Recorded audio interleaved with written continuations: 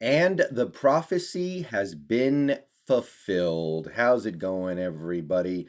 About 25 minutes ago, I was at dinner, so I didn't get to see this when it dropped, but nevertheless, here it is, guys. Adam Schefter reports free agent defensive end Carlos Dunlap is re signing with the Seahawks on a 2 year deal worth $16.6 million, including $8.5 million guaranteed.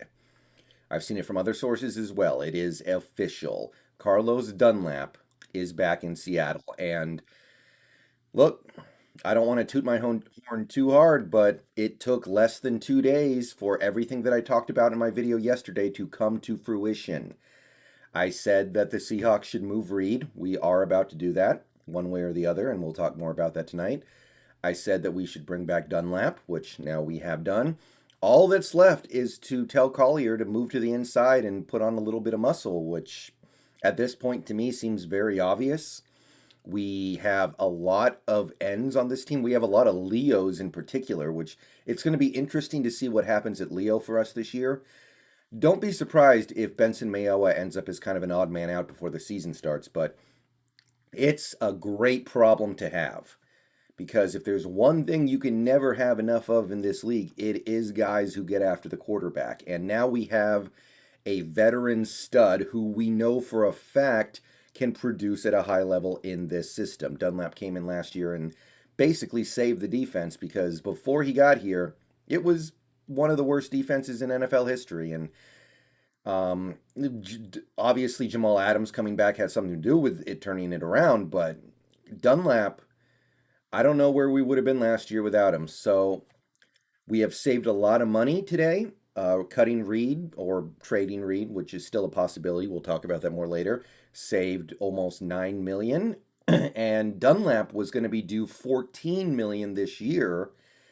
And now we don't know exactly what his 2021 cap hit is, but based off this contract, it might be like $5 million. So massive, massive savings on both sides. So, if anybody was concerned about John Schneider and the work that he does for this front office, I think now's the time to step back and give him some props because even if you are not necessarily in love with certain players or in love with certain decisions that were made, you have to admit he's done a great job of working with limited cap space and finding a way through without having access to the most money in the world. So, look, we have an abundance of pass rushers right now. This could be one of the best pass rushes in the league if things pan out. None of these guys are so old that they should just fall off a cliff. A lot of the guys are young, so if anything, they should be getting better. And now we have some flexibility up front to do something like move Darrell Taylor to Leo, or maybe we move Rasheem Green inside a little more if we feel like he's producing better there. We have flexibility now. This is the big one, guys. This is the one y'all were waiting for. This is the one I was waiting for. The pass rush is set now. I was asking the question after we signed Kerry Hyder, is the pass rush set? Now we don't need to ask because it's done now. We got ourselves the stud veteran that we know can be the number one pass rusher. Now we just need to fill in everything behind him and we'll accomplish great things. So, once again, Carlos Dunlap back in Seattle.